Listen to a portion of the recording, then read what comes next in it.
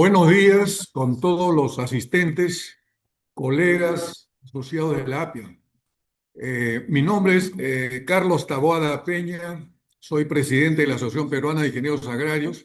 Acá en el fondo, este fondo donde está el biólogo, el nombre del biólogo Manuel Pola Velázquez, que es de la Comisión de Sanidad Agraria, para que lo vayan conociendo. Señores, en la APIA, que agrupa a todos los profesionales agrarios que prácticamente están involucrados en toda la cadena, desde la producción al consumo, eh, hay una preocupación importante que es, además de producir alimentos y que esta producción sea un proceso que le convenga al productor, que genere rentabilidad en la producción. La preocupación es que esta producción también sea nutritiva y principalmente contenga pocos elementos o ningún elemento tóxico, lo ideal. O sea, alimentos inocuos, que no nos estemos contaminando todos los días al comer, al comer.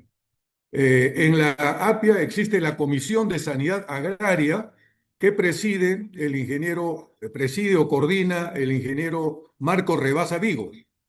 Esta comisión, donde también está el doctor Manuel Pollack Velázquez y otros profesionales, colegas, han estado trabajando por muchos, hasta años, en este tema y de acuerdo a lo que hemos discutido, va a ser un programa, va a ser un tema que se va a discutir permanentemente por la complejidad que tiene y siempre con el propósito de conseguir alimentos inocuos cada vez con en mayor proporción. Entonces, con estas palabras acá queremos simplemente agradecer a la doctora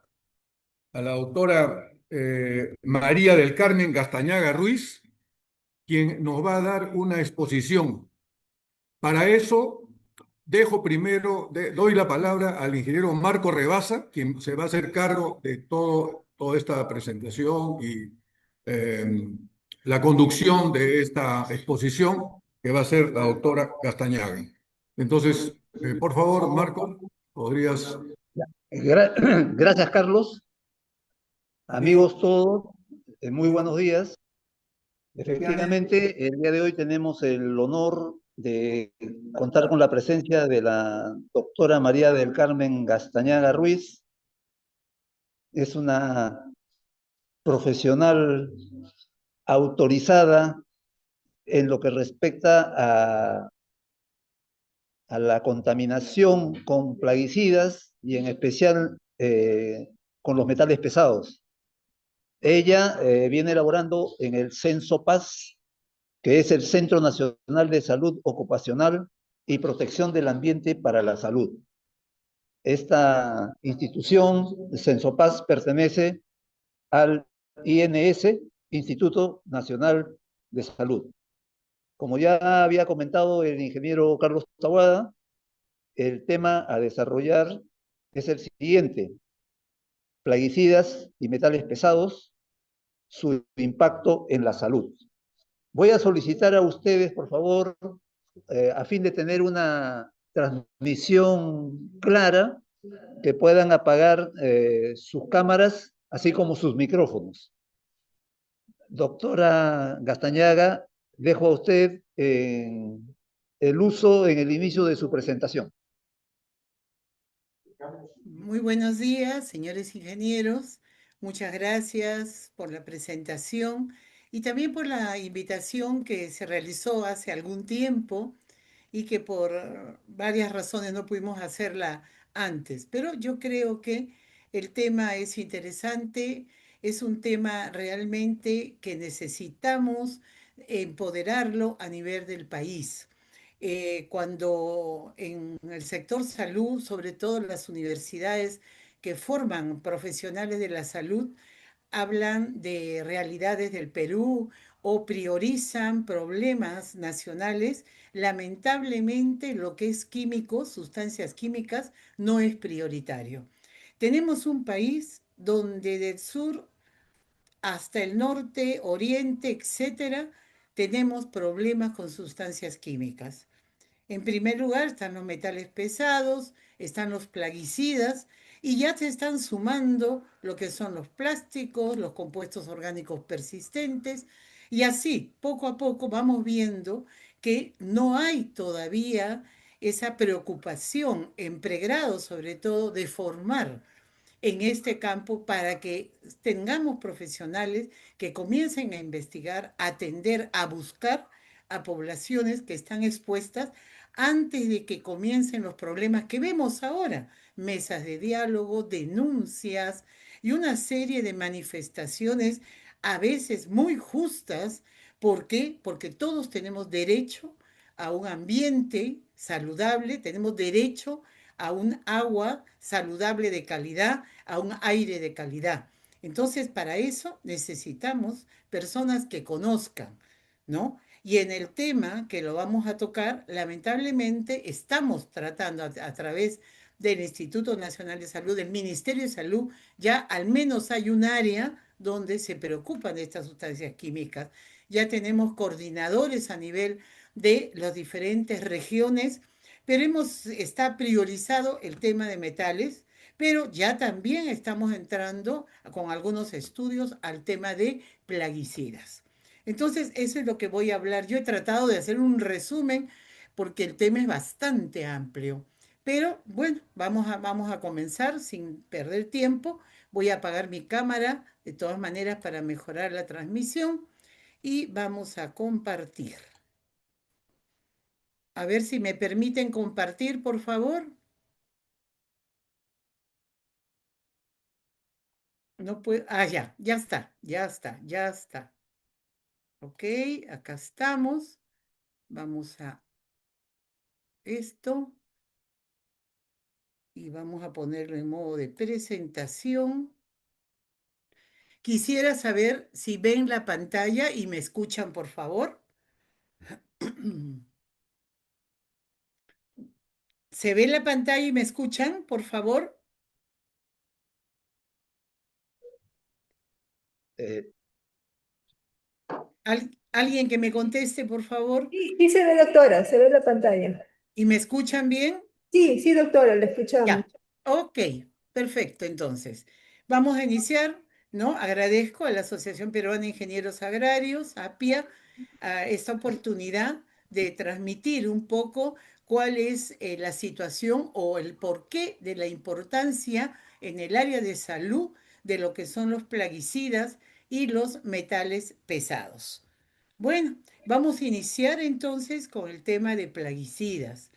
¿Qué nos dice la OPS en la región de Latinoamérica y el Caribe? El 14% de la producción agrícola mundial ya usa estos plaguicidas, es el 14% de esta producción agrícola. El 23% de las exportaciones mundiales de productos agrícolas y pesqueros. La producción agrícola, en rápido crecimiento en las últimas décadas, ha demostrado un uso extensivo de los plaguicidas, un uso limitado de equipos de protección personal y la falta o inadecuada implementación de regulaciones relacionadas con el uso de plaguicidas. ¿Esta cuál es la consecuencia? Las intoxicaciones agudas, que es la causa importante de la morbilidad y la mortalidad entre los agricultores.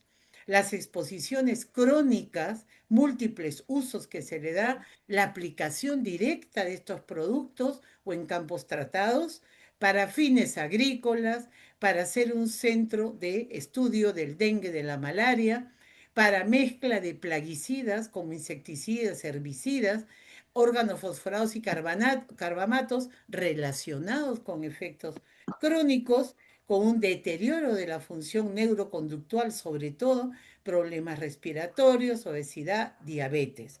Entonces, no solamente es el producto que se utiliza para un fin, ¿no?, de plagas, sino es un producto que también, de acuerdo a la concentración, a la aplicación, puede producir una serie de problemas en las poblaciones circundantes a estos campos, en poblaciones donde se apliquen estos plaguicidas, no solamente en campo, en zonas industriales, en nuestras propias casas. Entonces, eso es lo que nosotros tenemos que conocer, ¿no? Porque cuando recién se descubre, sobre todo el DDT en 1800 tanto, y era una maravilla, tanto para la parte agrícola como para la casa, se despiojaba con el DDT, se usaba en casas hasta hace unos cuantos 50, 60 años, probablemente había ese DDT líquido que se aplicaba sin conocer las consecuencias graves que tiene y que felizmente por ahora no se usa ya hace muchos años en el control de las enfermedades metaxénicas.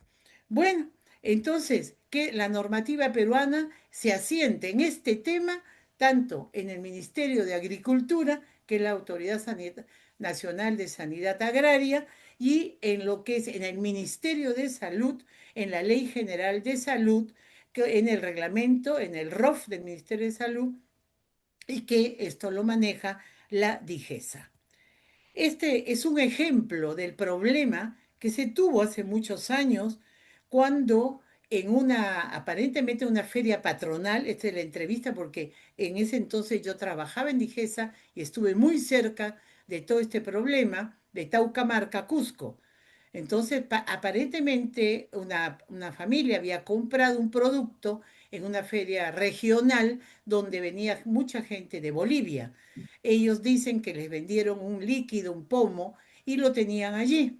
Cuando hubo el problema de que la leche que les daba, el preparado lácteo que les daba Prona a los niños para el colegio, fue mordido y muchas veces los perros se comían este preparado que lo guardaban los padres en su casa. Entonces, los últimos en guardar unos 4 o 5 bolsas, una de ellas destrozada por un perro, la señora dice, pero tenemos este producto. Y ese producto lo aplica a este preparado lácteo y lo deja en la puerta de su casa. Efectivamente, el perro comió porque luego lo encontraron muerto, pero también lo encontró una alumna del colegio que lo llevó, lo agarró la bolsa abierta, la llevó y justo estaba un niño, el mayorcito, moviendo este preparado lácteo chocolatado muy graso, y le aplicó la bolsa. Lamentablemente de 40 niños, 24 murieron. El niño, el mayorcito, logró llegar al pueblo más cercano a media hora, a avisar y más que nada le vieron en la clínica, el niño muere, pero agarran todo lo que pueda de atropinas y van caminando, porque no había otra forma, y llegan y lamentablemente 24 niños fallecieron. Entonces, tenemos antecedentes de este desconocimiento que no solamente es de profesionales, sino también de la población, ¿no? Sobre todo a veces por la forma de que viven, por la forma que utilizan estos productos. Entonces, todos sabemos que por qué se llaman plaguicidas, porque se han hecho, porque la mayoría son artificiales, no son genuinos, no son derivados de una planta, sino ya son sintéticos. Entonces, las plagas son cualquier organismo que por su densidad perjudica cultivos, salud, bienes, ambiente.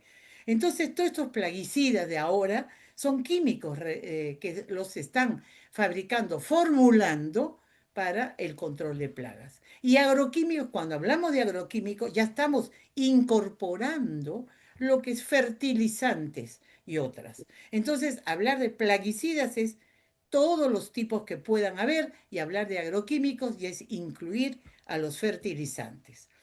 Las clasificaciones hay varios tipos, según grado de toxicidad, que eso lo hace la OMS, ¿no? Grado 1, 2, 3 y 4, según la acción que tengan. Entonces, nosotros a veces decimos insecticidas en general, pero insecticidas son los que están hechos para los insectos, herbicidas para la mala hierba, ¿ya? Fungicidas para los hongos, rodenticidas para las ratas, acaricidas para los ácaros, nematicidas para los gusanos y así, una serie según la acción que tengan. Esta es la de la OMS, como les decía, utilizada hasta ahora. En la literatura sí la van a encontrar con muy tóxico, tóxico, nocivo, de cuidado, ¿no? Entonces, es bueno siempre conocer. Ahora, la toxicidad no va a ser la misma siempre. Nosotros tenemos que pensar y conocer que esta toxicidad va a depender de qué. Primero de la sustancia. ¿Cuál es su estructura química? No es lo mismo un órgano fosforado a un piretroide. Entonces, la conformación en la estructura química es la que me va a decir a mí cuál es el grado de toxicidad y esto muchas veces está en las fichas técnicas. Otra cosa es también cuando el producto es una mezcla, hay una formulación donde se mezclan y a veces lo que entre comillas se conoce como sustancia inerte es lo que aumenta la toxicidad, como es en los piretroides, que son muy poco tóxicos, pero cuando hay dilución en lo que es el sileno, en lo que son aceites, aumenta su toxicidad a moderadamente. Otro factor importantísimo es el individuo. Una mujer en etapa de gestación es mucho más no tóxico el producto porque va a atravesar muchos de ellos la membrana placentaria que una mujer que no esté. Ahora, en ambos también pueden haber cambios. Se están estudiando cambios que puedan haber en el ADN o cambios que ya van a estar en la célula. Y también depende de un individuo sano, diferente a un individuo enfermo. Si tiene una enfermedad de fondo. Porque si yo tengo un asmático, a uno que hace urticarias, se enroncha por cualquier cosa y lo pongo a aplicar piretroides, el riesgo que se intoxique es mucho más alto que una persona que no tenga ningún fondo alérgico. Porque la característica principal de un piretroide es la alergia. Además de esos factores, tenemos el estado nutricional. Lógicamente, una desnutrición crea un proceso inflamatorio crónico que va a acentuarse con la exposición a plaguicidas, ¿no? Y también el polimorfismo que tenemos, las diferencias. Entonces vemos ya, segundo, primero, factor sustancia, segundo, factor individuo y el tercero, el entorno, el ambiente, la temperatura, la humedad, ¿ya? La hora del día, la administración de otros agentes. Entonces, aquí vamos a tener, cuando había un uso indiscriminado, por ejemplo, de los derivados de mercurio, los alquilmercúricos que se utilizaron mucho en el algodón, ahí la temperatura producía una mayor toxicidad a la que a baja temperatura. ¿Por qué? Porque lo vamos a ver ya cuando hablemos de metales. Los usos de plaguicidas, ustedes lo saben mejor que yo, uso agrícola sobre todo, pero también uso industrial, uso pecuario, forestal, domiciliario, salud pública. Entonces tiene un uso bastante amplio y va a depender de dónde se use y qué se use de hablar de qué cuidados, qué prevención tenemos que tener. ¿Cuáles son los grupos trabajadores más expuestos? Lógicamente, los que fabrican los plaguicidas y no cumplen con la parte preventiva para evitar la exposición o la intoxicación. Los que transportan, los que cargan, llevando a los lugares donde va a ser distribuido o vendido, que muchas veces no tienen cuidado y las bolsas botan ese polvo, o si en el transporte hubo humedad, se mojan estas bolsas, también va a afectar. Los que distribuyen, porque a veces hay lugares donde al menudeo venden estos productos sin ningún tipo de protección personal. Igualmente los bodegueros y los expendedores. Ahora, en el otro lado tenemos los campesinos, que son los que aplican muchas veces en sus pequeñas chacras, y son una serie de estas chacras donde lo aplican sin aviso, sin tener banderines que están aplicando, muchas veces sin la ropa adecuada, sin la mochila adecuada, y vamos a tener entonces como primera población en riesgo los aplicadores, los trabajadores de invernaderos, donde es un sitio cerrado a temperatura mucho más alta, donde se va a aplicar, y las amas de casa también, no solo por la aplicación, sino porque hemos visto, hemos leído en los periódicos a veces el accidente de guardar el insecticida en casa y se ha confundido con harina, con avena, y han habido cuadros de intoxicación masiva. ¿Cómo estamos expuestos? La verdad que estamos expuestos tanto por el agua, los alimentos y la misma atmósfera, el aire.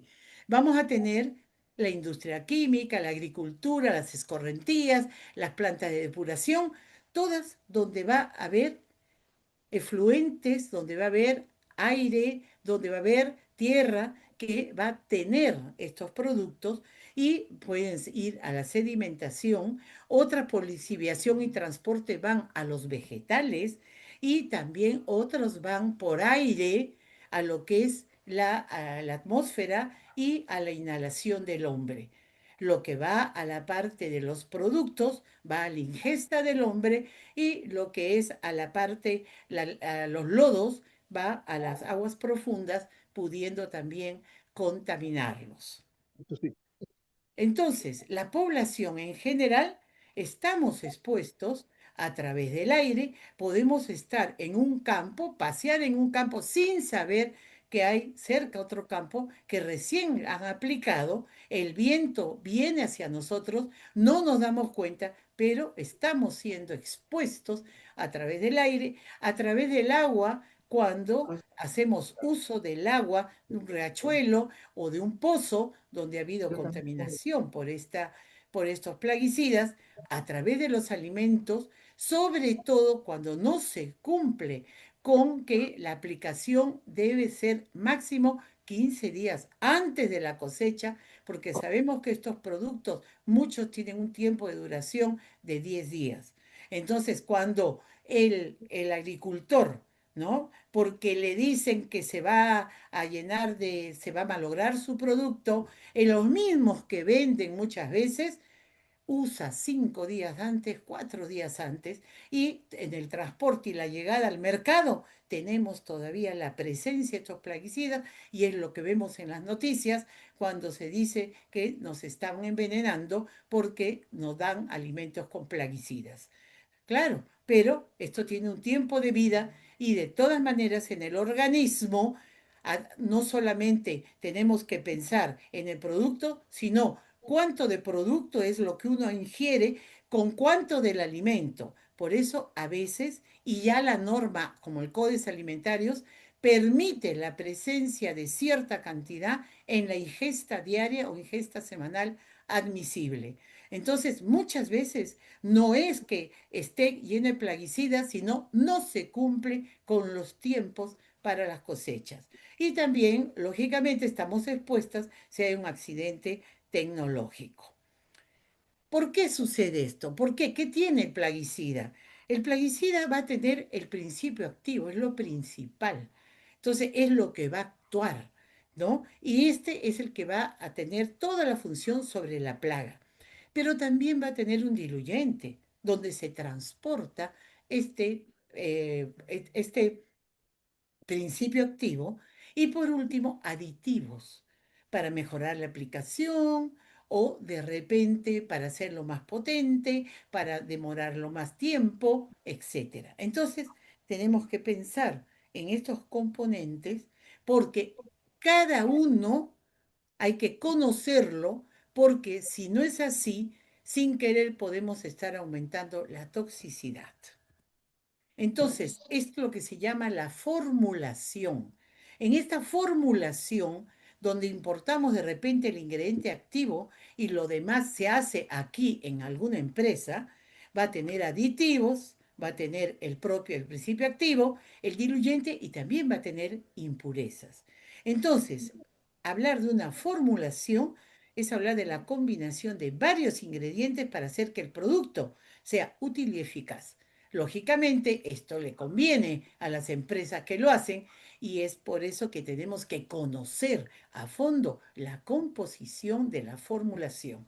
En los tipos de formulación, polvo, polvo soluble, granulado, aerosol, sebo, líquido soluble, cada uno con diferentes, digamos, grados de toxicidad dependiendo el tipo y su uso.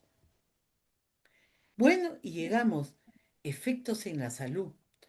Entonces, ¿cuáles son? ¿Qué va a pasar con las personas que están expuestas y ya comienzan a presentar, ¿no? diferentes síntomas o signos?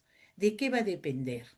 Entonces, esto va a depender del tipo de plaguicida. No es lo mismo, otra vez, un fosforado, un carbamato, un piretroide, para nombrar a los de mayor uso en nuestro país. No, no voy a tocar por ahora rodenticidas, herbicidas, que también tienen, nadie va a negar su toxicidad, pero el tema es demasiado amplio. Entonces, tipo de plaguicida, la vía de ingreso al organismo. Una cosa es por piel que te caiga el producto, ¿no? Y no actúes rápido en lavarte. Otra cosa es que inhales el producto y otra cosa es que ingieras el producto. La inhalación puede ser la vía más rápida para comprometer a lo que es el sistema nervioso, pero la ingesta, dependiendo de cuánto ingieras, también va a hacer que la reacción pueda ser rápida. Otro punto, la susceptibilidad individual. No todos reaccionamos igual.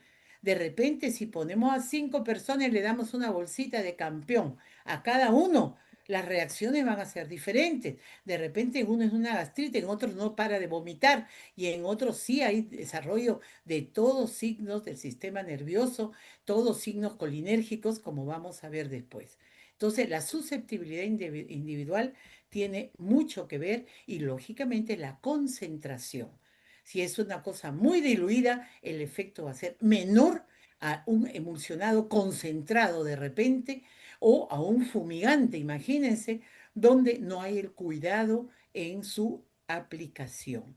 Y el tiempo. Una cosa es un momento y otra cosa es mayor tiempo. Por eso, si yo aplico un carbamato en una habitación, en un mini departamento, lo cierro todo concentradito porque quiero que mate todos los bichos. Y yo regreso a los 2 días, entro todo cerrado y ahí me paso la noche, la posibilidad que me intoxique o me muera es alta. Porque cada vez que uno aplica cualquiera de estos, tenemos que ventilar mínimo 24 horas.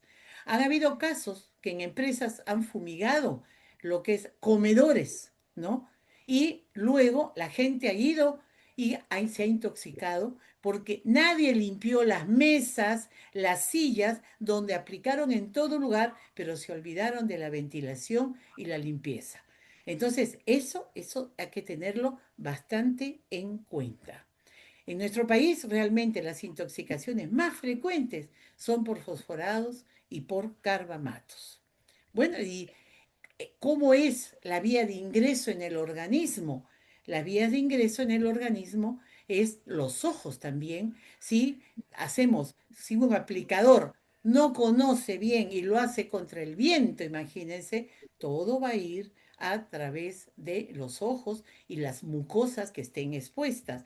La vía respiratoria o inhalatoria, donde dependiendo del tamaño de la partícula del químico, va a ingresar probablemente hasta el mismo pulmón. Y la vía digestiva con los alimentos o cuando hay un intento de autoeliminación o de homicidio, ¿no? Donde puedes tú aplicarlo. La piel también se absorbe por piel, por eso a los que médicos, enfermeros y sobre todo a los que apoyan bomberos que están en atención médica, si hay un agricultor, una persona que ha aplicado, está todo mojado con el producto, además de ver que respire, tenemos que usar guantes, porque si la persona que va a atender no usa guantes, va a ser un segundo intoxicado, porque por piel se absorbe muy bien. Entonces, primero, protección de las manos. Quien es capataz en un campo, uno de sus agricultores, se intoxica o pasa algo y toma el producto y se chorrea el producto, esta persona tiene que saber que se ponga guantes, aunque sea bolsas de plástico, para sacar al agricultor, quitarle la ropa, lavarlo mientras vea que esté respirando y acuda al centro de salud. Muy importante eso. Las heridas, con mayor razón, se da el ingreso. ¿Qué tipo de intoxicaciones podemos tener con estos productos? Primero, la aguda. Es una exposición corta y donde se absorbe rápidamente a una dosis generalmente alta, ¿ya? O pueden ser dos, tres dosis, pero que no pase de un día. Entonces, esto va a originar una respuesta rápida. Yo quiero tomar, me quiero morir, pa, tomo, inmediatamente la reacción comienza ni a los 10, 15 o de repente, dependiendo la dosis o si tu estómago ha aguantado, demora mucho más, demora mucho menos. Entonces, esta es la intoxicación aguda donde tienes que actuar inmediatamente, donde ahí sí corresponde un lavado gástrico porque un lavado es excelente hasta pasar una hora y posiblemente hasta las 3 horas puedas hacer lavado, después ya no sirve. Entonces, una intoxicación aguda tenemos que estar listos, sobre todo en lo que es empresas que se dedican a alimentos, tiene que tener su área donde tenga todas las condiciones, ¿no? Para tratar a este tipo de intoxicaciones que ya lo vamos a decir, ¿no? Pero sobre todo saber actuar. Si tiene mojado, quitar la ropa, lavar con agua, ver que respira, si vomita, ponerlo de costado, tratar que vomite mientras está consciente y llevarlo al puesto de salud para su tratamiento, ¿ya? Sobre todo cuando, no, ahora si tengo en ese fondo, en esa empresa, médico, enfermera, inmediatamente una vía, dependiendo del tipo de respuesta de la persona, que tenga una vía, un fluido para actuar cuando lleguen al establecimiento más cercano, o si esto no se da, sino la atención es en la empresa, tener su botiquín con atropinas, que es el antídoto que se tiene en la mayoría en lo que son fosforados y carbamatos, ¿no? Por eso yo, si trabajo en una empresa, yo lo primero que tengo que preguntar es, ¿qué se usa? Entonces, si me dicen acá se usa fosforados, se usa carbamatos y piretroides, yo tengo que tener lo necesario, que es muy poco. Tengo que tener mis atropinas para fosforado y carbamato y tengo que tener cualquier antialérgico para el piretroide. Entonces, con eso en mi botiquín, mis vías, mi suero, ¿no? Y el entrenamiento, yo creo que bastante estamos ayudando. Pero puede ser una intoxicación subaguda. Aquí es una exposición frecuente, pero en días y semanas. Ah, solo tengo para aplicar 2 semanas o 3 y aplican sin el cuidado, sin la prevención, sin los equipos que estén buenos, sin la ropa adecuada, ¿no? Y de esta manera va a estar casi todos los días expuesto y puede terminar en pocos días, en varios días, perdón, o semanas con una intoxicación.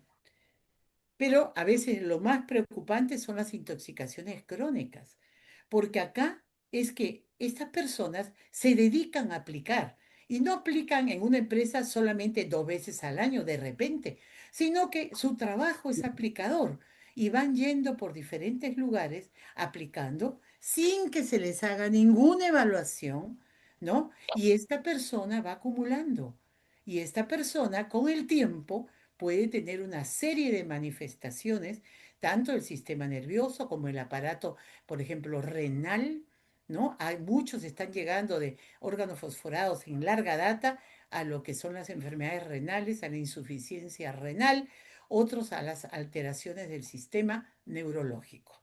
Entonces, por eso tenemos que tener, cuando es empresa, industria formal, casi no hay problemas porque sabemos lo que tenemos, sabemos la población, tenemos los exámenes periódicos, pero ¿qué pasa con nuestra realidad Perú, donde tenemos muchos agricultores independientes que tienen fundos, ¿no? O tienen sus chacras de máximo 1 hectárea, un poco más?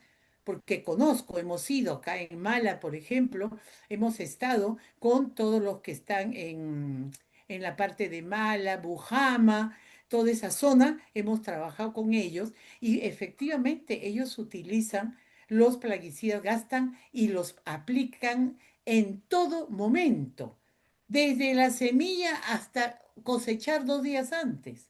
Y lo dicen porque tienen demasiados problemas, plagas, porque nadie les ha enseñado o aplicado lo que es el control integrado de plagas, etcétera. Hay muchas disculpas o muchas, lamentablemente, realidades. Entonces, esto tenemos también que conocerlo, sobre todo en las áreas de salud que están cerca a las zonas agrícolas.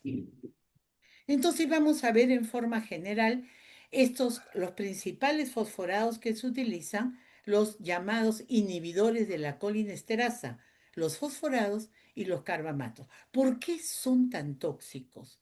¿No? Porque el fosforado, ¿ya?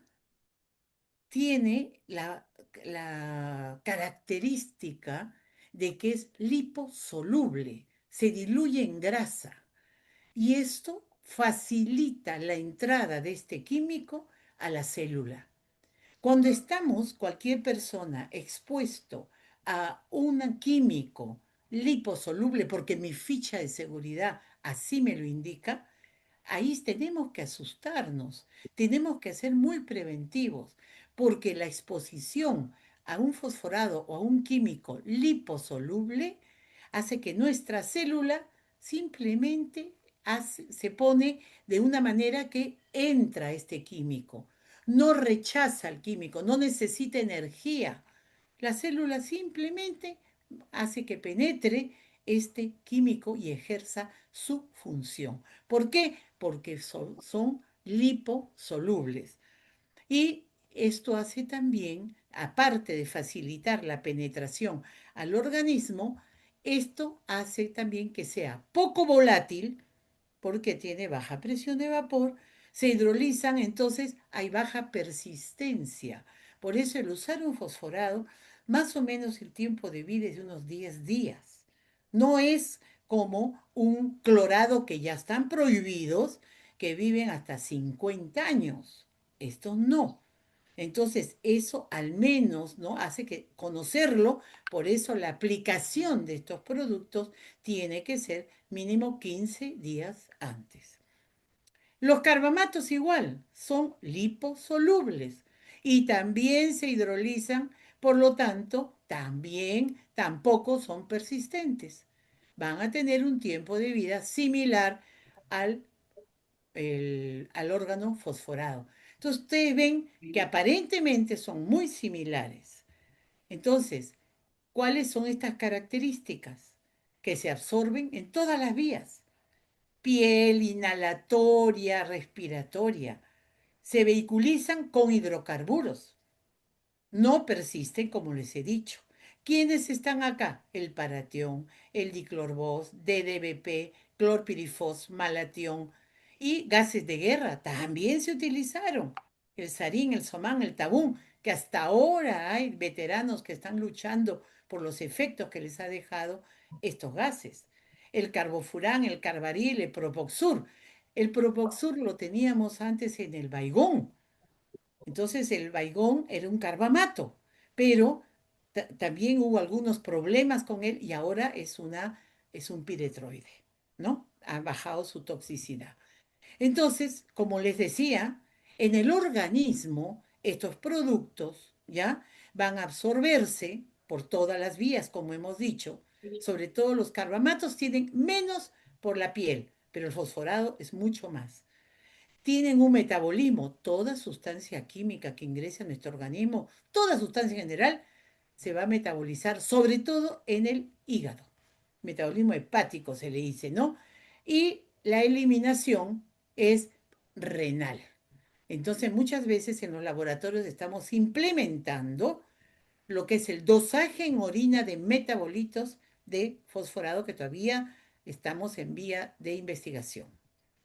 ¿Cuál es su mecanismo de acción? Como ven ustedes acá, los organofosforados inhiben irreversiblemente la acetilcolinesterasa, la enzima. En cambio, el carbamato la inhibe, pero es Estoy en reversible. una reunión yo. Pásale la voz, Es, por favor. por favor, sus micros.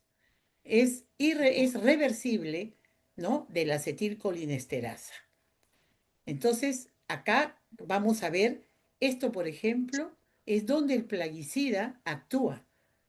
Los organofosforados y los carbamatos, ahí en la sinapsis neuronal, en el botón terminal. Entonces, desde ya ustedes se deben imaginar que todos los impulsos nerviosos se van a ver bloqueados. Entonces, acá, por ejemplo, ustedes tienen, ¿no? Lo que es el impulso nervioso. Luego del impulso viene la liberación de la acetilcolina, que es una enzima que facilita para que se responda. Y de ahí se activa la colina y esta acetilcolinesterasa, esta enzima, inmediatamente va para cumplir su función, ¿no? Y lógicamente se va a dar la respuesta, el impulso nervioso. ¿Qué pasa cuando tenemos un plaguicida fosforado o carbamato? Vamos a tener que en el momento en que va la enzima acetilcolinesterasa para lo que es la función de una enzima, apresurar, tratar de acelerar para dar una buena respuesta al impulso, se va a ver bloqueada. Entonces, al bloquearse, se va a acumular y van a venir toda la sintomatología que puede existir y no va a haber una respuesta del impulso nervioso. Entonces, vamos a tener problemas dependiendo de la vía de absorción, digestiva, respiratoria, cutánea, ¿no? Y lo que vamos sí a tener es una eliminación, sobre todo en orina, en heces también se va a eliminar, y en el aire que botamos, aire expirado. Los cuadros solo vamos a hacer muy general acá porque este es bastante largo. Los cuadros de intoxicación que pueden dar tanto el fosforado como el carbamato, sobre todo el órgano fosforado primero, es una intoxicación aguda, ya hemos dicho.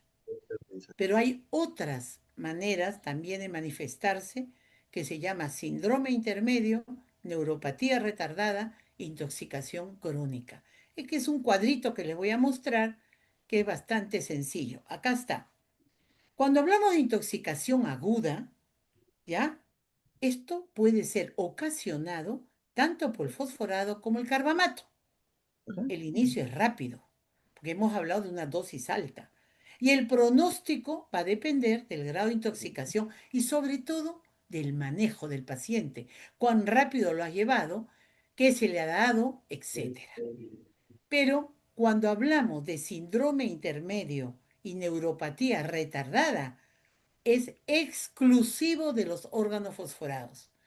Entonces, en algún lugar donde se utilicen órganos fosforados, ¿no? Nada más, tenemos que conocer, tiene que conocer el área de salud ocupacional, el área de respuesta, el área de enfermería. Tiene que saber que puede presentarse, además de la intoxicación aguda, un síndrome intermedio que sucede hasta las 2, 3, 4 días después de intoxicado, o una neuropatía retardada que sucede hasta casi un mes después de la intoxicación. Los dos van a tener problemas neurológicos. Entonces, como les digo, donde se utilicen fosforados, mucho cuidado con los tres tipos. Si utilizo carbamato, solamente cuidado con la intoxicación aguda. Solo para mostrarles, ¿no? Algo muy interesante que tienen estos dos productos, el fosforado y el carbamato, ¿ya? Cuando hay un intoxicado, algo que es característico es que la pupila se pone como un alfilercito, como una punta de alfiler. Eso se llama miosis. Entonces, que ustedes vean eso en un trabajador o la enfermera o el médico que no reacciona y es puntiforme y es un trabajador agrícola y tú tienes que conocer sus antecedentes, ya tienes tú que sospechar que es un intoxicado por sea fosforado o sea carbamato. Y además es una persona que va a sudar mucho, va a toser como si tuviera bastante flema, va a tener bastante mucosidad, bastante tos porque se van a llenar de agua todo. Entonces, esos son uno de los efectos principales de ambos, tanto el fosforado como el carbamato.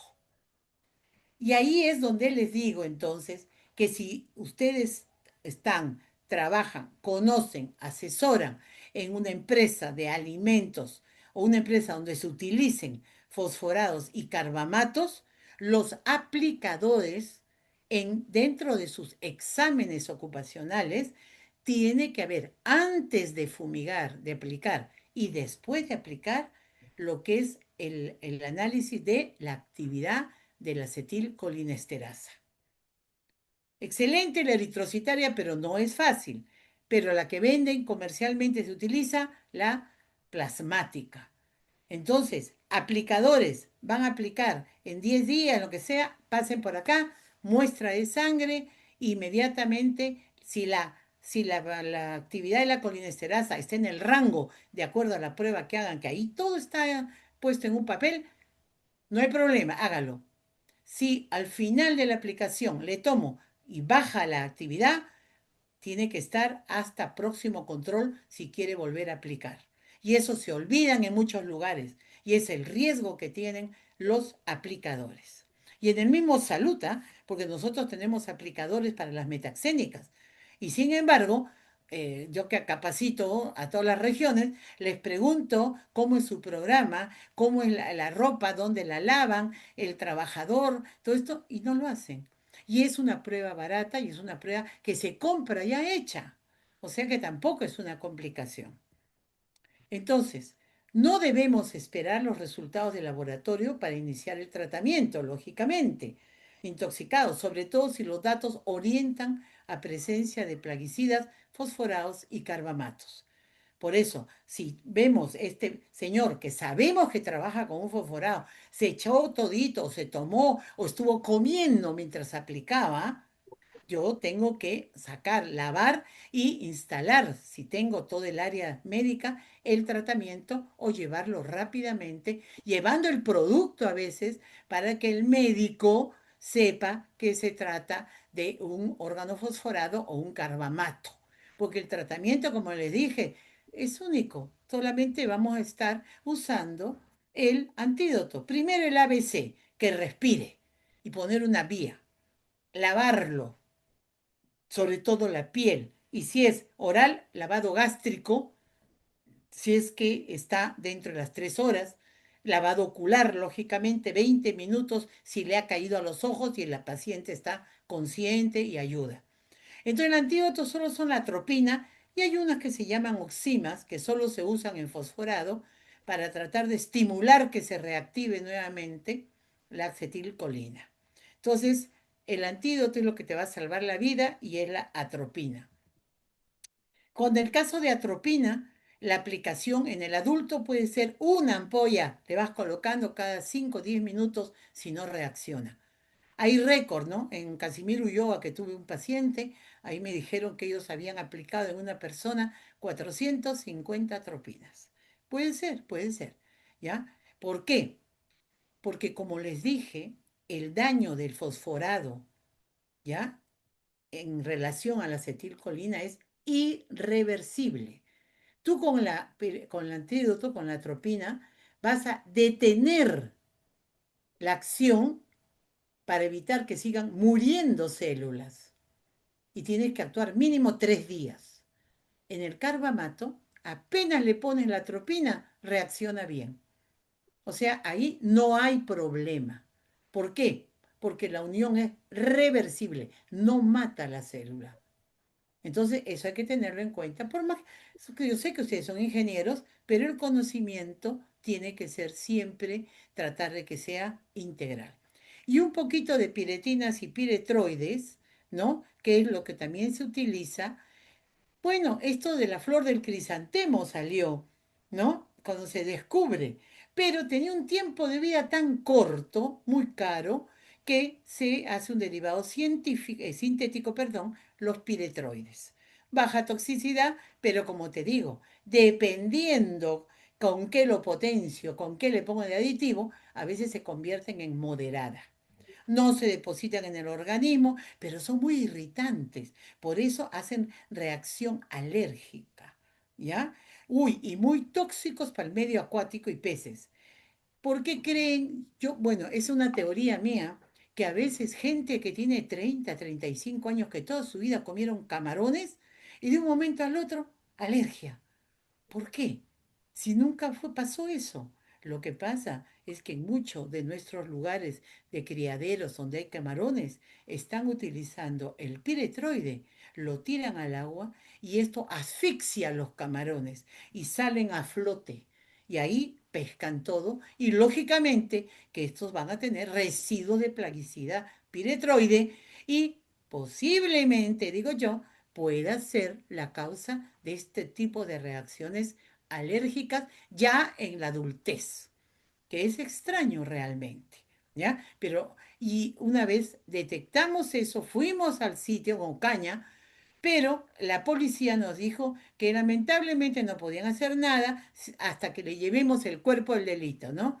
O sea, el piretroide de la persona y el camarón con piretroide, cosa que sabemos que nadie nos los podía hacer. Doctora, Sí, doctora, dígame, ¿me permite una brevísima interrupción solamente claro, para recomendar a los participantes que si tienen ¿ya? alguna duda, alguna pregunta, que le vamos a pedir a usted amablemente las resuelva al final de la intervención? ¿Ya? Entonces, que estas personas hagan uso del chat. Perfecto. Ya, ya, ya, me parece muy Gracias, bien. doctora. Gracias. Gracias. Bueno, entonces, ¿cómo se clasifican? Bueno, hay una clasificación de tipo 2, tipo uno, ¿no? Dependiendo del grupo que tengan, grupo ciano y el otro no. Y también se va a absorber por vía digestiva respiratoria, pero endérmica solo si hay piel dañada, porque ahí lógicamente que ingrese el producto, ¿ya? Además, acuérdense que lo que más usamos en casa, también dentro de los ambientes, hospitales o empresas, son los piretroides, ¿no? Pero no porque sean de baja toxicidad, lo aplico y qué rico, no. Hay que aplicar, hay que ventilar después de un tiempo. Siempre hay que hacer eso. Y si lo he hecho en superficies, tenemos que limpiar esas superficies. No nos olvidemos, ¿ya? Ahora, todos esos para los mosquitos, el espiral u otras que hay, tienen plaguicidas piretroides. Por eso cuidado en usarlo, sobre todo cuando hay niños o alérgicos o asmáticos. ¿Cuál es la toxicocinética? O sea, lo que el producto, el organismo le hace al producto. Igualmente, como les dije, el metabolismo es hepático, ¿no? Se aumenta la potencia a veces del piretroide y la toxicidad oral en mamíferos es muy baja. La dérmica es aún menor, por eso les dije es de baja toxicidad, pero lo que lo hace un poco más tóxico son las sustancias o los aditivos o sustancias inertes. ¿Cuál es la clínica? Reacción alérgica, ¿no? La posibilidad de que haya irritación de piel, también lo que puede haber adormecimiento, náuseas, vómitos, mareos, ¿ya? Entonces, la mayoría de las exposiciones son dérmicas y causan irritación. Y cuando es ocular, el producto cae en los ojos, hay mucho dolor, lagrimeo, fotofobia, conjuntivitis química. Entonces, aquí sí, lo que se tiene que actuar es sintomáticamente. Lavarlo otra vez, lavado de ojos, ¿no? Y darle algo, porque si comienza la persona a estornudar, tenemos que darle un antihistamínico. Pero si ya la cosa llega hasta un edema, un croup, tenemos ya que utilizar corticoides, adrenalina, etcétera. O sea, el tratamiento sintomático. ¿Cuál es la vigilancia? Les traje estos datos, de todas maneras me pareció interesante, epidemiológica a nivel nacional. Miren, este es data hasta el 22, ¿ah? Y acá tenemos todas las regiones, departamentos y dónde ha habido problemas. Hasta la semana 06 del año 22, ya las intoxicaciones a plaguicidas se concentran sobre todo en Lima, Junín, Arequipa y Cusco. ¿Ya? Y hay una disminución del 22% hasta esta semana, comparado con el año 21, ¿no? Entonces, esa es la parte de epidemiología que siempre que van a medir y nos van a decir cuál es la estadística. Acá está, por ejemplo, según la circunstancia, voluntaria, miren ustedes, 40,9 o sea, intencional. Luego viene la ocupacional con solamente 30%, accidental no laboral 23,6, provocada 1,8 y sin datos 3,6. Del total de casos investigados, la intoxicación aguda es exposición voluntaria. Y acá tenemos cuál es la vía. Oral, miren, 57,5, ¿ya? Es sobre todo por vía oral, porque va de acuerdo con la intencional. En piel, 27,5 y respiratoria, 14,2. Entonces, son datos que sí tenemos de vigilancia en lo que es el CDC del Ministerio de Salud. Y acá, miren, los casos de intoxicación aguda, ¿ya? Leve en un 51,8, moderado 49, grave 3,6 y sin clasificar también hay. Entonces, la mayor proporción es intoxicación aguda por plaguicidas de tipo leve. ¿Por qué? Porque la dosis a veces se toman una bolsita de campeón y eso le va a producir una serie de síntomas, pero no. Ahora, si se toma 2 o 3, si aguanta, esa es otra cosa. Pero estamos hablando acá que la mayoría es de intoxicación leve. Y acá, según el plaguicida, miren, carbamatos. Y el carbamato está pues en el campeón, que es el que más se está usando ahora. ¿Se acuerdan que hace muchos años el principal era el fosforado folidol, paratión etílico, que era mundialmente una copita, se acabó y por eso fue retirado? En todos los países, que no hay paratión etílico, el folidol, pero y el malatión etílico es de uso restringido. Entonces miren cómo el carbamato, después los cumarínicos, los piretroides, los fosforados, ¿no? Ahí están.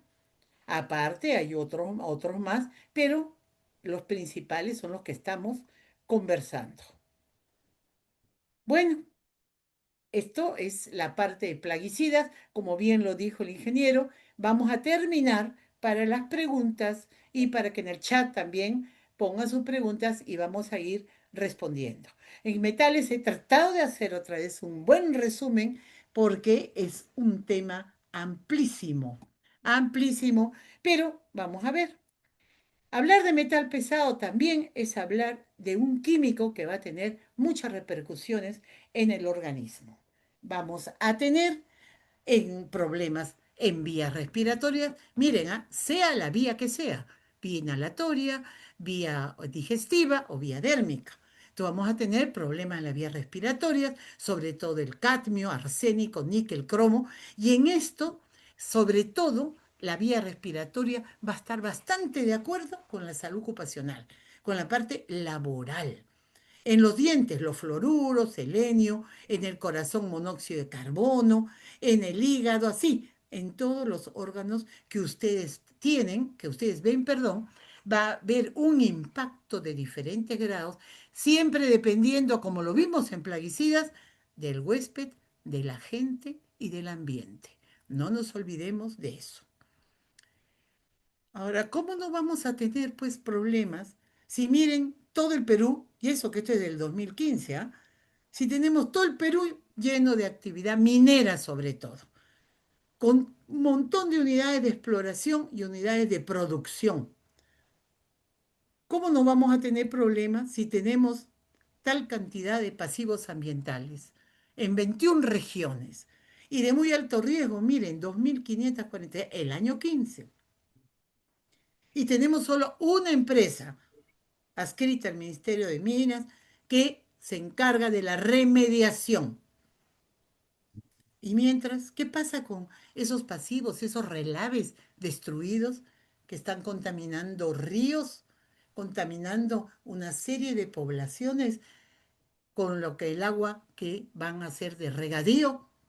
Entonces, si decimos de dónde parte, claro que tenemos bastante que explicar. ¿Cómo nos podemos exponer a metales? Igualmente, oralmente, dérmica y por inhalación, ¿no? Son las tres vías principales que existen.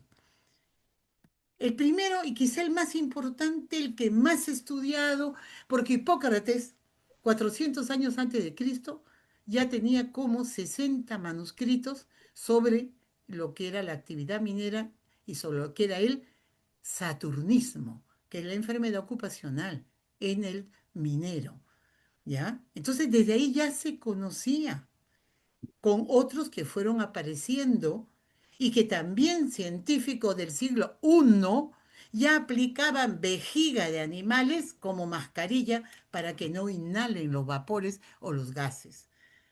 O sea, estamos hablando de un tema tan antiguo y aquí estamos en pañales. Bueno, ¿qué hay de este plomo? Su contenido en aguas hay, porque la norma habla también de plomo en agua, agua subterránea, agua de consumo y agua de río. En la vigilancia de recursos hídricos vemos el plomo. Y también en la norma, en los ECAS, está cuánto se acepta de plomo en agua de consumo. Alimentos también, papa, rábano, camote, zanahoria. Y el problema del metal pesado es que entra al producto y ya no sale mucho tiempo.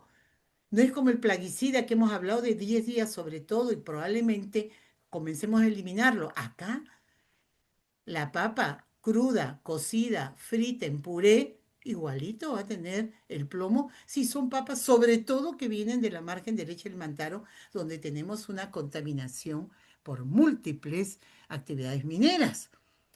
Hay un trabajo en la San Marcos, el doctor, bueno, Lizano, que lamentablemente falleció hace poco, tiene unos estudios interesantísimos. Él es QF y tiene estudios en papa, camote, rábano, zanahoria, la presencia de metales pesados. Y es increíble y realmente bastante preocupante los resultados, ¿no? También puede haber en el ganado, porque ellos consumen en la pastura el pienso que cae de toda la parte de atmósfera, cae, se deposita el plomo. En cosméticos también sabemos, cualquiera de nosotros entra a cualquiera de las marcas o al Greenpeace que estudia mucho esto y se va a dar cuenta que hay en los cosméticos, lápiz de labios, sobre todo, sombras, también en las pinturas. Ya felizmente ya tenemos la ley, solo está en el Ministerio, creo, de Economía para salir, la ley donde obliga que las pinturas, ¿no?, tengan máximo 90 partes por millón de plomo por galón, ¿no? Porque actualmente el problema no son de las de marca, de repente ellas hay un cumplimiento, sino de hay pymes que elaboran pinturas y que por los costos de los pigmentos compran pigmentos con plomo y hemos encontrado en un estudio de 8 pymes para sacar esta ley que la presencia de plomo era de más de 10.000 partes por millón. Entonces el problema para que pinta y cuando se descascara para la familia es muy alto la toxicidad. Área laboral también, la cerámica. Con todo esto el problema que hemos tenido, ¿no?, del COVID, muchos han, como emprendimiento en su casa, han comenzado a hacer cerámica, a hacer los jarros, a hacer las jarras, a hacer platos. Bueno, no podemos decirles no, pero ellos utilizan el horno convencional máximo 350-400 grados. Pero si usan pigmento de colores en estos, ¿ya?, la posibilidad que ese jarro, ese plato, cuando le ponga yo acidez, le ponga una limonada o al plato un ceviche, un escabeche con vinagre, yo además de la comida estoy también consumiendo pigmentos lamentablemente de color que tienen plomo y tienen cadmio. Entonces, ¿por qué? Porque esta cerámica que hay en las fábricas para que realmente se fije el color, perdón, tiene que llegar de 800 a 1000 grados. Entonces, yo no les voy a quitar el trabajo, pero ¿qué les recomiendo? Que por afuera tenga 1000 colores, pero por adentro tenga una capa, esas blancas tipo porcelanado, para evitar que suceda esto. El plato igual, por encima blanco, o arcilla, pero por debajo dale el color, eso podría disminuir mucho el riesgo. También el problema está en que el plomo, cuando uno nace en un lugar donde sabemos que circula el plomo, los, el problema en los huesos de ese niño que va creciendo va a absorber el 50%. En cambio, un adulto, si llega a trabajar a un sitio donde hay plomo, absorbe el 10%. Y su órgano blanco va a nivel de riñón, vaso y pulmón. Se excreta por orina, pero el mejor biomarcador es por sangre. ¿Ya? El valor que utilizamos actualmente acá en Perú son 10 microgramos por decilitro en niños y gestantes, en adultos 20 y ocupacional 40.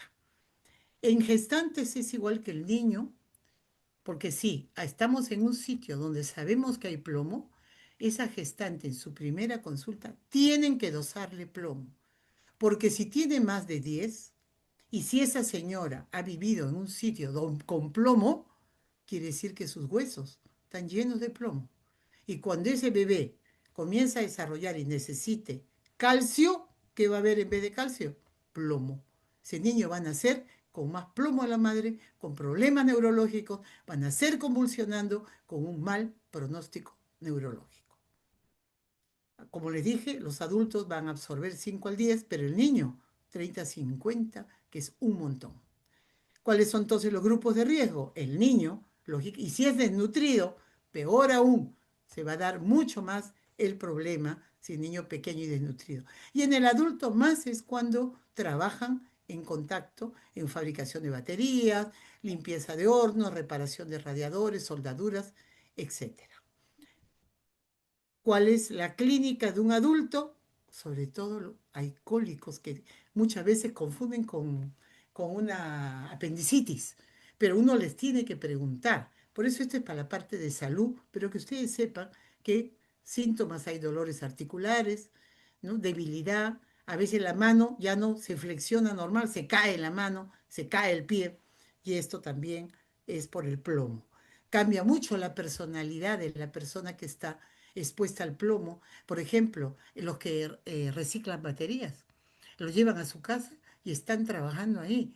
Y lo primero que presentan es esto, cambio de personalidad, pérdida de memoria, reacción lenta, coordinan mal, ¿no? Entonces ya la familia se da cuenta, y peor aún, cuando los niños, sus hijos lo ayudan, ya es un cuadro familiar terrible.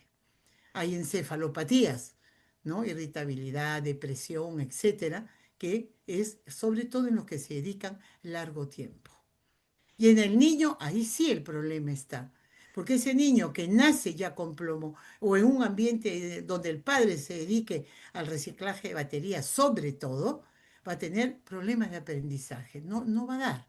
Va a tener un coeficiente disminuido. Va a tener problema de comportamiento. O es un niño que no se mueve, ¿no? Que ni habla. O es un niño que no puede estar sentado. Entonces, esto también tratamos de que el Ministerio de Educación esté con nosotros y entienda cómo nos puede ayudar a salud. También hay encefalopatías, el retardo mental que puede quedar, déficit motor, ¿no? Entonces, tenemos que tratar de prever esto, sobre todo en zonas donde ahora ya con los coordinadores de metales pesados sabemos que hay plomo. Otro metal es el mercurio. Todos conocemos el líquido gris, ¿no? Brillante, con que muchos, bueno, nosotros en medicina hemos jugado con eso cuando no sabíamos el problema. Pero ese líquido es solamente un tipo de mercurio, porque el mercurio realmente son tres tipos. El mercurio elemental o metálico, que es el líquido, el único líquido, que es el menos tóxico, a no ser que quememos y los vapores sí nos intoxican. El otro es inorgánico, es sales de mercurio que más se usan en la parte laboral. Son muy corrosivos. Y el otro sí, interés en salud pública, el mercurio orgánico. Pero dentro de los orgánicos, el metilmercurio. Metilmercurio que ocasionó el problema en Minamata, por eso hay un convenio en Minamata donde el Perú participa por el retiro progresivo del mercurio. Se supone que en 2 o 3 años ya no debe usarse nada que tenga mercurio. ya en los hospitales, ya no hay termómetros, se están cambiando por digitales, tensiómetros por aire, ¿no? Y también se está educando en lo que es accidentes con focos ahorradores que tienen mercurio, tubos, etcétera. ¿Qué hacer? Entonces, aquí están los tres tipos: el elemental, que es el metálico, el líquido; el inorgánico, que son sales; y el orgánico, que son los metilmercurio a la cabeza, porque es sumamente neurotóxico. ¿Y por qué lo nombro? Porque donde se llegue a las aguas el mercurio elemental, donde llegue, caiga ahí, y estas aguas estén contaminadas con bacterias, se forma el mercurio orgánico, lamentablemente, en el fondo, y toda la cadena trófica de los peces, algas, etcétera, van a acumular y biomagnificar este mercurio. Entonces, ya ustedes estarán pensando que mientras más grande sea el pez, más mercurio tiene. Entonces ya hay más de 12 especies que el Instituto Amazónico ha investigado con presencia de mercurio. Por eso, sobre todo en poblaciones donde haya mujeres gestando, ¿ya? O niños menores de 5 años, si solamente hay peces medianos grandes, se les debe dar un consumo medido a la semana. Si son peces grandes, como la doncella, el zorro, etcétera, ahí hay que tener mucho cuidado en la frecuencia y todo, porque sí se ha detectado presencia de metilmercurio. Las formas químicas, ahí está el metálico, en las amalgamas que se están cambiando ahora, ya no se hacen ya, la orfebrería, los termómetros, tensiómetros, remedios folclóricos. En Jaén tuvimos un caso, una mujer de 26 años que tenía un cuadro de vesícula y la trasladan a Chiclayo con ya la vesícula prácticamente se había roto, tuvieron que abrir, ver, cuando inspeccionan lo que es el apéndice y ven como un saco larguito, ceroso, pesado. Lo voltean, mercurio purito. Cuando preguntan a la señora y dijo, ah, sí, allá nosotros tenemos nuestro chamán, nuestro brujo, y vamos y nos da una copa de mercurio para alejar a las mujeres, sobre todo, de los maridos. Y ya su suegra había tomado 2 copas, creo. Imagínense, por lo tanto, por eso nosotros cuando hago la charla digo, no se olviden de preguntar al chamán, al brujo, cuáles son las costumbres. Porque en Puno, por ejemplo, en Juliaca, a que fui, vi a todos estos señores con unas como ollas, con plomo diluido, donde te leían el futuro en el humo y en las marcas. El problema no es para ti que te lo vean una vez, el problema es para ellos. Y hasta vinieron a Lima una vez. El inorgánico, como les dije, son sales de mercurio, y el orgánico están los peces, preservantes, etcétera. Acá está, ¿no? Sobre todo por inhalación de vapores, es el que usan en minería informal. Eso es lo que se está tratando de erradicar. Se está tratando de cambiar el uso del mercurio por otras tecnologías limpias, porque ese mercurio lamentablemente queda en el ambiente y queda también en los residuos. Y ahora hay mujeres llamadas payaqueras que se dedican a recoger esos residuos para nuevamente quemar y obtener algo de oro, con todo el problema, y lo hacen en su casa, y lógicamente con un impacto, si están embarazadas, peor aún, porque también es neurotóxico, y para la familia, ¿no? En cambio, las sales, todo es más es laboral, y el otro, el mercurio orgánico, más es por consumo de peces y agua contaminada, ¿no? Entonces, los adultos con concentraciones de mercurio, cuando uno quiere saber el metilmercurio, se hace en cabello. No tenemos esa metodología, es bastante compleja, hacemos dosaje de mercurio total, pero basta que tengas más de lo que dice el valor referencial, lógicamente tenemos que, al hacer la historia, saber si es porque eres un minero informal o porque sí consumes alimentos, ¿no?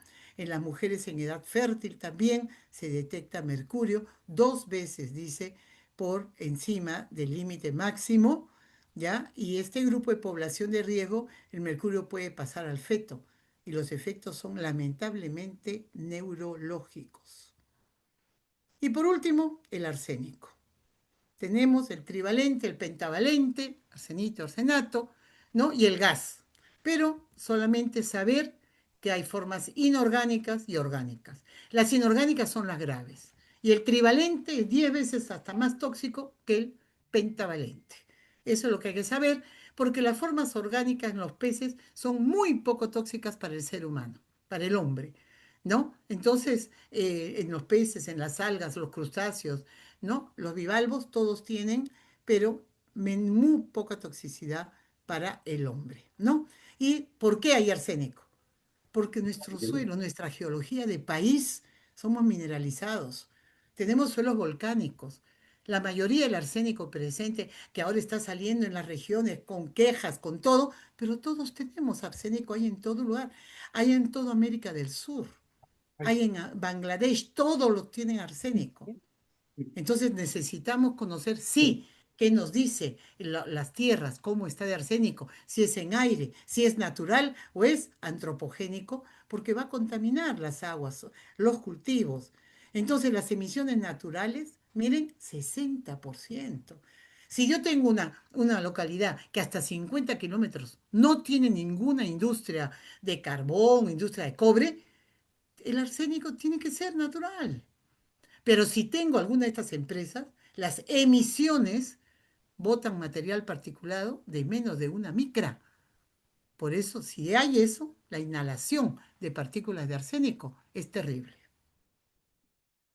Entonces, movilizamos nosotros bastante arsénico. Miren, 80% del arsénico liberado por actividad humana va al suelo y, lógicamente, a las aguas y a los productos. Ahí está. Si tenemos cerca una fundición de cobre o carbón, puede ser antropogénica, pero cuando no, natural. Hay varios efectos.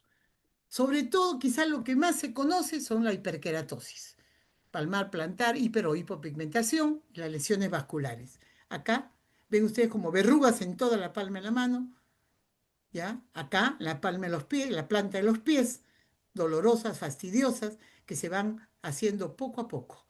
En niños difícil de encontrar, ya a partir de los 10 años, 11 años, muy poquito a poco se va haciendo la presencia de estas verrucosidades.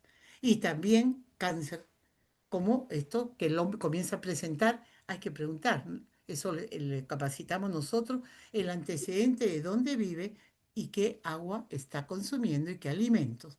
Muchos pozos hacen los mismos agricultores o gente de campo, hace pozos. Y el pozo consume el agua, le da a los animales, con eso riega y nunca jamás nadie le hizo un análisis. Si es un pozo de agua de consumo humano, tiene que ser monitoreado por salud, porque la Ley General de Salud así lo exige. Y cuando veamos a un paciente, no solamente decirle la palma en las manos, sino hay que desnudarlo porque podemos encontrar lesiones, como dice ahí, úlceras vegetativas, que ya son cáncer. Miren, las vasculares terminan en gangrena, pérdida de los dedos. Entonces, muy atentos, eso es lo que estamos capacitando con este arsénico. Hay otros problemas, problemas pulmonares, problemas de neuropatías también, arritmia, daño hepático, o sea, hay una serie de manifestaciones. Pero en todo lo que les he dicho, del plomo, del mercurio, del cadmio o de lo que sea, la importancia es conocer por qué, el antecedente, la exposición. Si no hay exposición, lo descarto.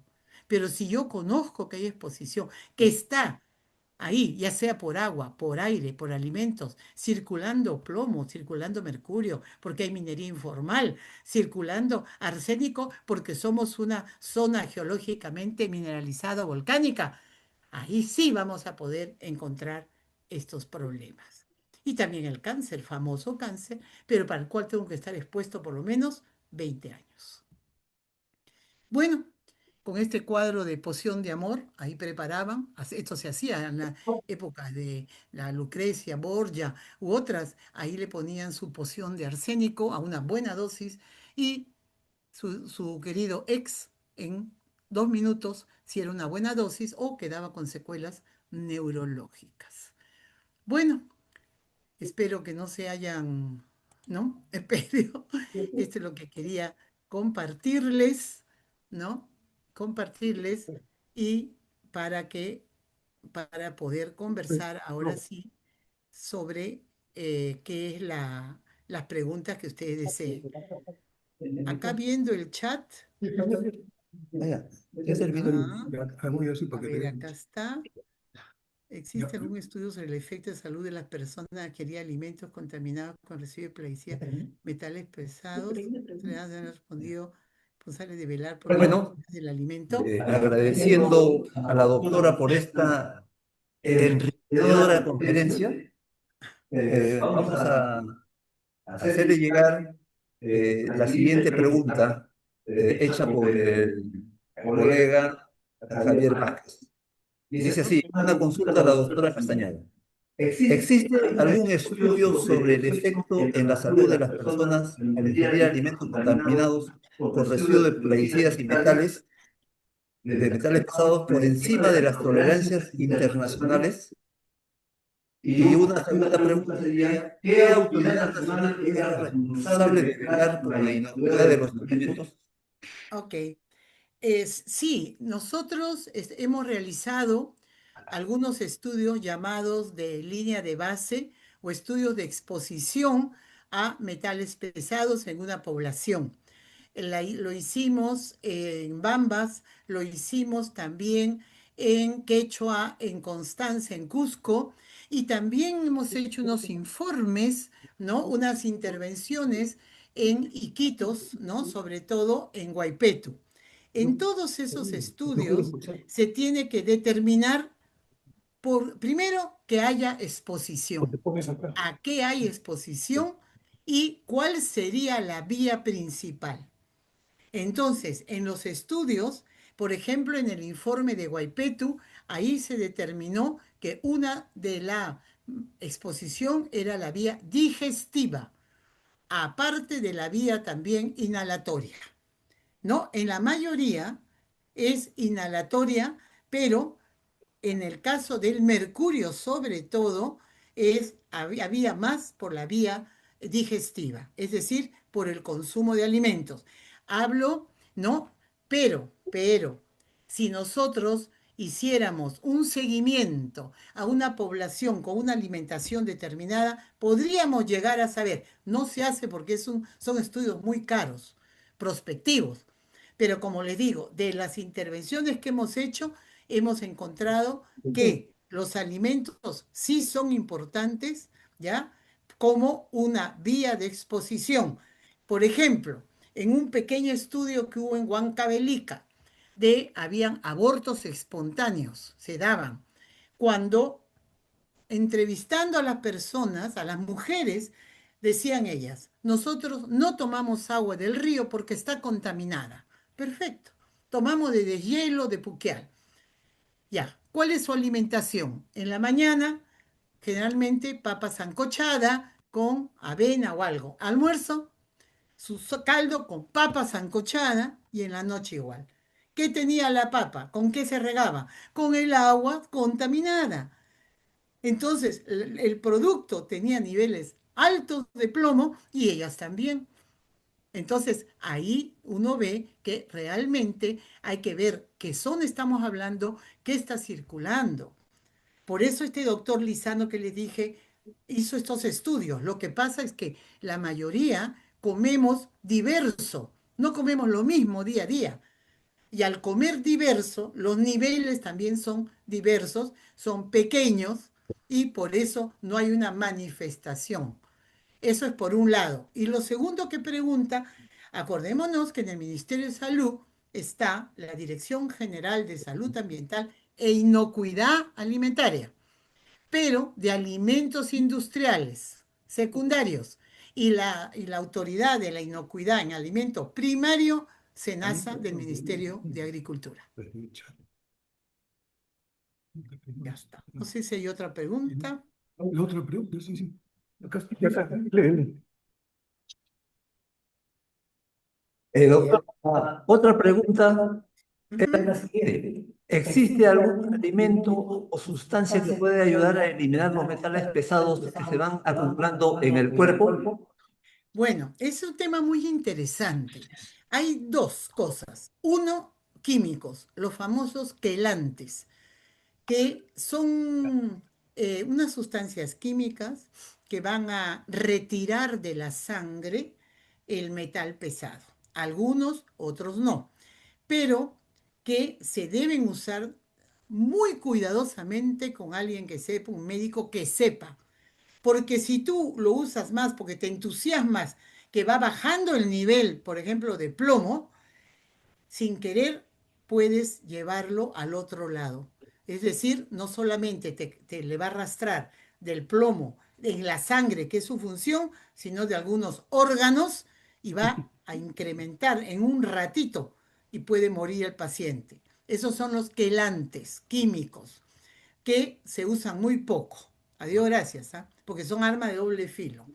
Y el otro, hay estudios, sería interesante quien pregunte que entre, hay estudios sobre plantas, sobre algunos productos, ¿ya? Que podrían ayudar. Por ejemplo, lo que son las castañas brasileras, que le llaman, esto, dicen que comer dos, tres castañas al día, cuando estás en un ambiente que tenga algún químico, ayuda a eliminar. Esto hay un estudio en Iquitos. Otro que le hacen también bastante propaganda es al culantro. Como un machacado de culantro en el alimento, también dicen que ayuda a eliminar. Entonces, hay también hongos que se consumen que pueden ayudar a eliminar. Este es todo un capítulo de quelantes naturales, se llama, que todavía hay varios que están en investigación. Pero lo que tiene que quedar claro es que si en un producto hay metal, lo frías, lo apachurres, lo sancoches, lo quemes, vas a comerte tu metal pesado. ¿Que lo vas a ir eliminando poco a poco? Sí, pero que el producto lo va a tener también. ¿Hay más preguntas? Doctora, una última pregunta. A ver. Bueno, eso sí ya nace de mi parte. Eh, Tenemos acá conocimiento, ¿no? De que SENASA anualmente hace los monitoreos de los alimentos, ¿no? Así Específicamente, bueno, hace el monitoreo anual de residuos químicos y otros contaminantes en alimentos agropecuarios primarios y piensos. Eso se lo viene haciendo desde aproximadamente el año 2019, perdón, desde el año 2011, y desde el 2019 ya está incluyendo el análisis de los metales pesados. Entonces mi pregunta va en ese sentido y también relacionado con lo que para nosotros sería una propuesta, eh, y quisiera saber su opinión.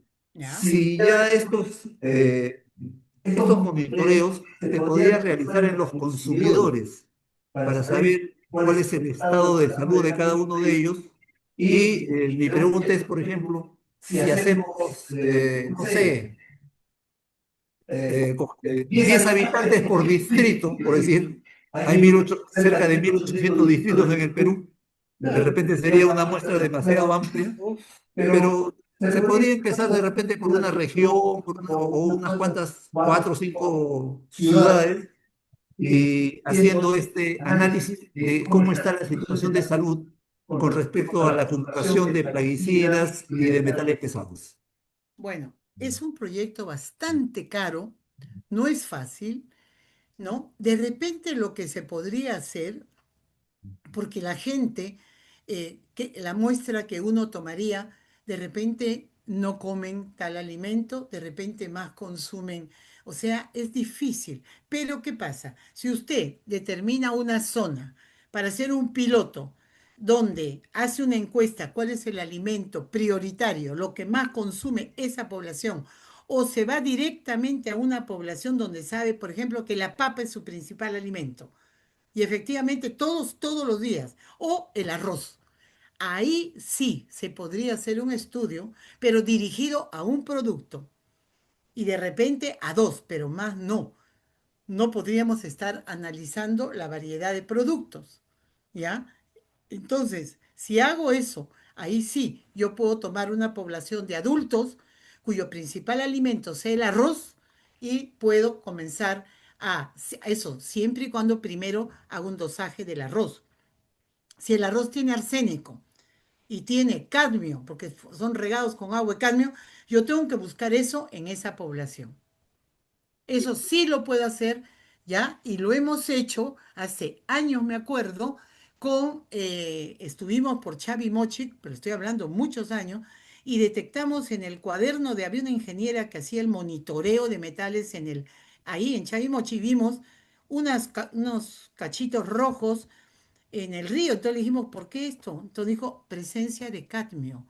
Entonces, como habíamos hecho un estudio de plomo en una población de niños de un colegio, hicimos lo mismo, ahí determinando plomo. Y tuvimos un 20% de niños con plomo por arriba del valor referencial, perdón, cadmio. Y le solicitamos al área de salud que como un bioindicador para saber si efectivamente tienen cadmio es proteínas en orina, pero lamentablemente nos dijeron que no tenían presupuesto y que eso lo iban a hacer en el futuro, cosa que hasta ahora no lo han hecho. Entonces, podría hacerse, podría determinarse junto con SENASA, junto con el Ministerio de Salud, con la DIGESA, qué productos son, ellos deben saber cuál es el de mayor consumo en un área que luego repetir esa investigación en otras áreas. Yo creo que sería muy interesante, pero como les digo, hay que tener presupuesto porque un análisis de cadmio, ahora en alimento, no sé SENASA cuánto pueda cobrar, pero en el laboratorio químico toxicológico que tenemos, que está acreditado internacionalmente, una muestra son 180 soles, 200 soles. Bien, gracias doctora. Bueno, nosotros como APIA y como Comisión de Seguridad Agraria, creo que vamos a buscar de impulsar esta posibilidad, lógicamente despertando y promoviendo y procurando que se asigne el presupuesto respectivo, porque sabemos pues, que el país está en una situación, digamos, buena, y si podemos invertir lo que mal se invierte en otras cosas, orientarlo hacia esto, me parece que ojalá que se pudiera concretar. Además, permítame decir algo, yo creo que hay que trabajar a varios niveles, porque primero tenemos que trabajar a nivel de la fuente, el uso, el aplicador, por qué lo usa, cuánto lo usa y hasta qué momento lo usa. Entonces habría que ver eso que se esté escapando de nosotros. Entonces dicen, ¿no? Los plaguicidas en alimentos están matándonos y no se hace nada ahí demostrar que se va a trabajar primero con los aplicadores. ¿Por qué están aplicando cuando no deben aplicar? Entonces, ese es un trabajo arduo, pero lo tiene que hacer agricultura. Entonces, ¿o quién tiene que hacerlo en los pequeños agricultores? Enseñarles, decirles el problema que hay. Pero, ¿qué pasa si yo les digo y me dice, doctora, mis manzanas tengo que aplicar interdiario porque si no se pican y pierdo mi cosecha? ¿Ah? Además de eso, que pierde su cosecha, por eso aplican tanto. ¿Y por qué aplican tanto? Porque va el intermediario y le compra el kilo de manzana delicia a 10 centavos. Entonces, ¿ya? Si él con lo poco que gana encima no aplica como tiene por las plagas, entonces hay muchos problemas, ingeniero, que hay que ver por varias aristas. ¿Ya? Y no solamente quejarse, creo yo, porque a mí me molesta cuando hay esas quejas donde la población se aúna haciendo, pero nadie hace nada. Si esos señores que demuestran, como el señor Delgado que acá rato se presenta, a ver pues que dé soluciones, a ver que diga la experiencia internacional, esto podríamos hacer, vamos a... Nada, tiro la piedra y escondo la mano. Entonces, hay mucho que hacer en este tema y como le digo, todavía no le damos la importancia que debe tener este tema. Bueno, con eso ya creo que, Coincidi- wow, media Coincidiendo hora. plenamente, coincidiendo plenamente con usted, doctora, y lo que sí quisiéramos, invocando a su compromiso que tiene usted con el trabajo y nuestra preocupación si sería posible acá públicamente que usted nos pudiera conceder una próxima presentación exclusiva sobre metales pesados. Pero Si cuando hiciéramos, quieran podemos coordinar. Ahora, como le digo, a Dios gracias que no tengo daño cerebral ni nada, lo que tengo es un daño del pie derecho que me impide porque está un poco complicada la cosa, pero mientras yo pueda pensar y hablar, encantado podemos coordinar. muy bien, doctora, nuevamente le damos las gracias y vuelvo a reiterar por esta conferencia tan enriquecedora, tan aterrizada y tan vinculada con la realidad que vive en nuestro país. Ok. Nuevamente, muchas gracias y hasta la Gracias, y ahí próxima. le he mandado la presentación, por si acaso. Ya, doctora, muy amable. Gracias, hasta Eternamente luego, hasta agradecido. cualquier momento. Gracias.